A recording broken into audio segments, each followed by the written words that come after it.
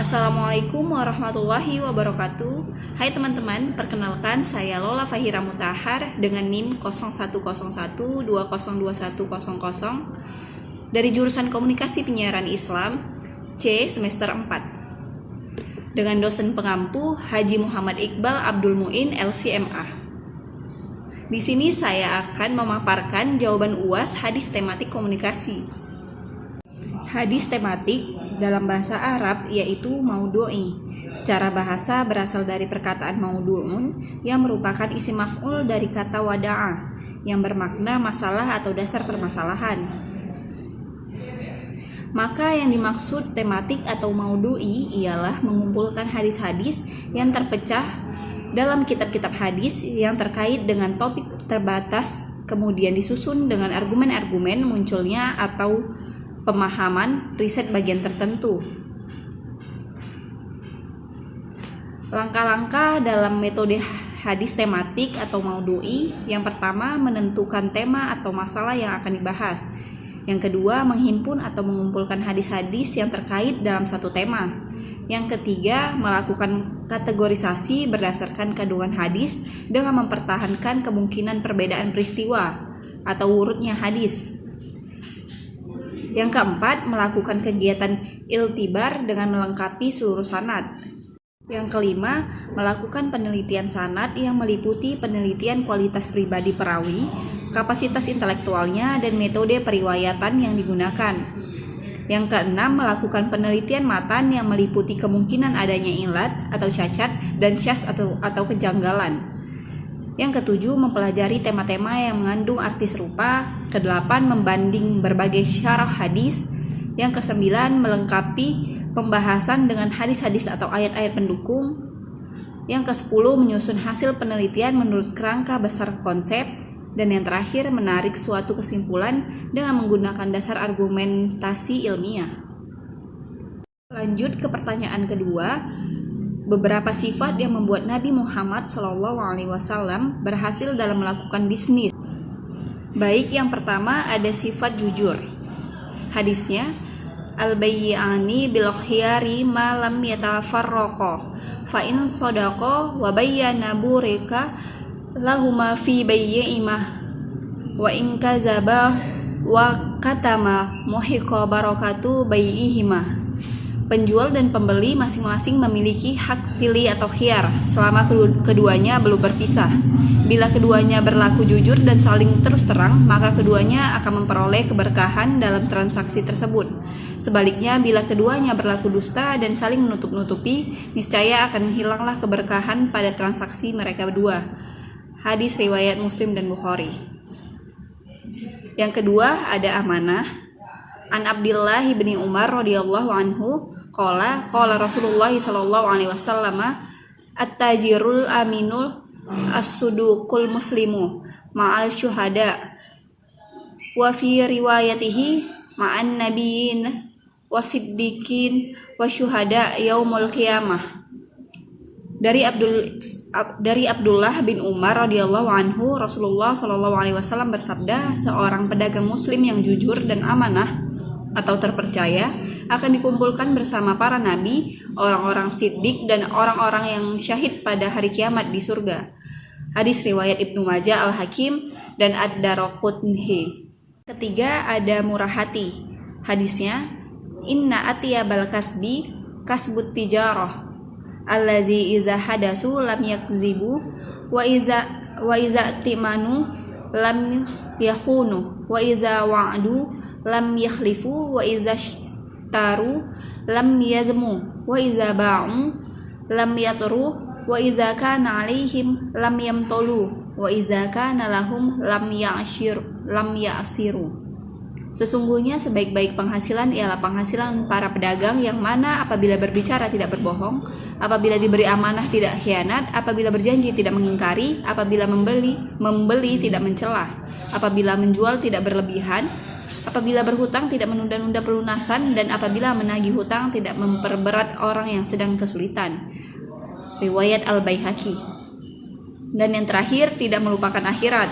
Hadisnya, sayati ala ummati zamanu yuhibbunal khamsa wa yansawunal khamsa yuhibbunad dunya wa yansawnal akhirah wa yuhibbunal hayata wa yansawnal maut wa yuhibbunal qusurah wa yansawnal qubur wa yuhibbunal mala wa yansawnal hisab wa yuhibbunal khalqa wa yansawnal khaliq. Artinya, akan datang kepada umatku suatu masa di mana mereka mencintai 5 perkara dan melupakan 5 perkara pula. Mereka mencintai dunia dan melupakan akhirat. Mereka mencintai kehidupan dan melupakan kematian. Mereka mencintai gedung-gedung dan melupakan kuburan. Mereka mencintai harta benda dan melupakan hisab di akhirat. Mereka mencintai makhluk dan melupakan kholiknya. Baik, selanjutnya pertanyaan nomor 3. Mengapa muncul fenomena upaya yang terencana oleh segelintir orang yang mencoba memisahkan antara Islam dengan politik dan Islam dikerangkeng dengan hanya sebatas ibadah mahdoh dan moral? Ini bukan hal baru. Bagaimana penjelasannya? Memisahkan agama dan politik adalah wacana yang tak terdengar nyaman bagi umat Islam. Agama identik dengan moralitas, maka memisahkan agama dan politik mereka anggap identik dengan politik tanpa moral. Atau dengan kata lain, menjauhkan politik dari nilai-nilai agama. Padahal keinginan bukan itu. Agama punya beberapa sisi, yaitu moral, perangkat dan aturan serta semangat emosional. Nilai moral universal tertentu sangat diharapkan kehadirannya dalam politik. Karena politik tanpa moral sesungguhnya berbahaya. Maksudnya jangan melakukan politisasi agama untuk mencapai tujuan-tujuan kekuasaan, karena kalau agama dipolitisasi bisa mereduksi nilai agama itu sendiri. Lanjut ke soal nomor 4. Hadis setiap kamu adalah pemimpin.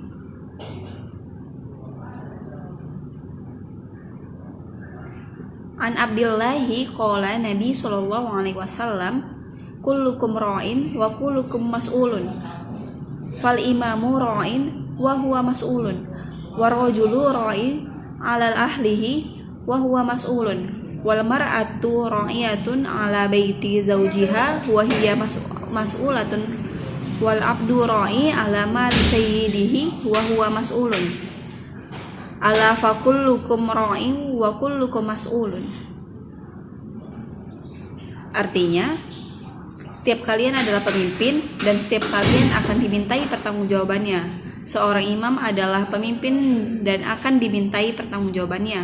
Seorang laki-laki adalah pemimpin atas keluarganya dan ia akan dimintai pertanggungjawabannya.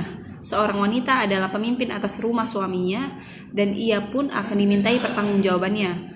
Seorang budak juga pemimpin atas harta tuannya dan ia akan dimintai pertanggungjawabannya. Sungguh setiap kalian adalah pemimpin dan setiap kalian akan dimintai pertanggungjawabannya. Selanjutnya 4B, hadis apabila kamu pergi musafir, pilihlah salah satu di antaranya sebagai amir. An Abi Sa'id wa Abi Hurairah radhiyallahu anhuma, idza kharaja salasa fi safarin falyu'ammaru ahadakum. Artinya, jika ada 3 orang keluar untuk bepergian, hendaknya mereka mengangkat seorang dari mereka sebagai pemimpin. Nomor 4C, siapa curang tidak termasuk golongan kami. Hadisnya, subrati to'am fa'adkhala yadahu fiha fanalat asabi'uhu balalan faqala ma hadza ya sahibat to'am qala asabathu as-sama'u ya Rasulullah qala afala ja'altahu fawqat to'ami kayyarahu nas man ghasya falaisa minni, rawahu Muslim. Nomor 4D, hadis ciri-ciri orang munafik ada 3.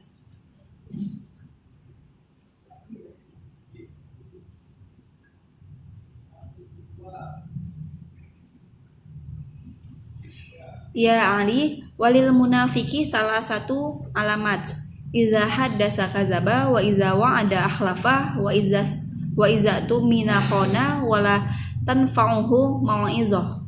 Wahai Ali, bagi orang munafik itu ada 3 tanda, yaitu jika bicara dia berbohong, jika berjanji dia ingkar, dan jika diberi amanah dia berkhianat. Dan tidak berguna bagi orang munafik nasihat, atau tidak ada efeknya nasihat bagi orang munafik.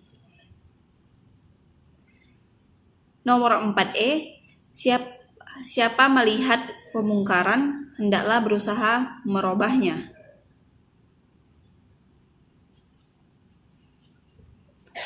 Hadisnya, man ra'a minkum mungkaron falyagur. Hadisnya, man ra'a minkum mungkaron falyughayyirhu biyadihi fa illam yastati fa bi lisanihi fa illam yastati fa bi qalbihi wa dzalika ad'aful iman. Artinya, jika di antara kamu melihat kemungkaran, maka ubahlah dengan tanganmu, dan jika kamu tidak cukup kuat untuk melakukannya, maka gunakanlah lisan. Namun jika kamu masih tidak cukup kuat, maka ingkarilah dengan hatimu, karena itu adalah selemah-lemahnya iman. Hadis riwayat Muslim.